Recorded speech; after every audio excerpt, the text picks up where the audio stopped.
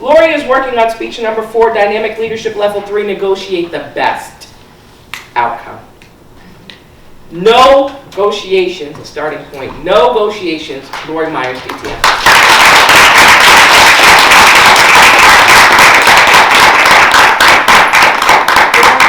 Fellow Toastmasters and guests. Roger Fisher, author of Getting to Yes, one of his many quotes is to ensure that people understand your interests before you go in for the ask, before you make your proposal. I'd like to take you on a brief journey through my childhood development of negotiation skills. Early on, I figured out that my limited experience in going for an ask yielded no. My parents, in fact, I thought it was just a conditioned response. Can I, blank, blank, blank? No. Okay. What happens at this point? My usual response is why? Their usual response was because I said so. Okay? Some of us grew up that way. I got really good at the when to walk away approach to negotiation. I was done. They knew everything, I had to walk on. By the 3rd grade, I got a little bit better. I figured out I had to at least position it from a point of a goal. I needed the goal. Now, I wasn't real good at figuring out options or presenting facts. In the 3rd grade, we weren't allowed to wear pants to school. That is, the girls weren't allowed to wear pants to school. And I grew up in Syracuse, New York, so you can imagine it gets a little frigid in the wintertime. One day I coerced 2 of my classmates to shed their skirts and proudly walk into that classroom in our ski pants. Well, I knew what my goal was. I wanted to be warm. Miss Venner had a different opinion. She asked us, "What are you doing?" When I replied, "The boys can do it. Why can't I?" She said, "No, you can't. Now off to the office you go."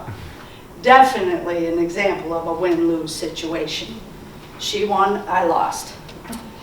Well, by middle school, I got a little bit better. I now knew that I needed more from my allowance than my allowance would give. So I had to get a little crafty. How was I going to do this? Well, I figured out the barter system. If I ask for this, then I have to be willing to do something in trade. I wanted $20 more this week. So I said, if you give me $20, I will gladly do the dishes more often than I'm usually scheduled to do them. Now, I'm the oldest of 5, so it was usually a rotational thing. Well, I was going to take it off somebody else's hands. Mom and Dad said, fine, you can have some more money. We'll take you up on your increased dishwashing, but it's only $10, not $20. So here I'd gone in, negotiated, put all my stuff on the table, and I got less. So I'm going to call that a win. That's going to be a compromise. I did get some, but I didn't get everything. Well, by the time I got to high school, I was getting pretty good. In fact, I usually considered children to be close to attorneys. You know, they got it all figured out. They're getting their angles. So Dad had said, we're going to buy you a car for your 18th birthday. Now, this is pretty cool. Well, we all hop in the car and we go to the local car dealership, and I'm told, pick a car out. I was given no other information. So what do you think I do? I go to that black, very sporty Trans Am. I'm dating myself, but that's what it was. It had a big gold eagle on the front. Dad says, no. Okay. So I go to plan B. I pick out this cool, sporty little blue car. Dad says, no. So I decided it was time to walk away. I walked away from the deal. But I stepped back and I thought for a few days, how can I sweeten this deal? How can I get to that place, getting to yes? So I went to Dad and I said, Okay, give me the budget. I'll agree to pay for half of my car. We'll set up a payment plan, and I'll also pay for my own insurance. Well, he pondered it, and he felt that that was a reasonable deal. So I considered that a win-win.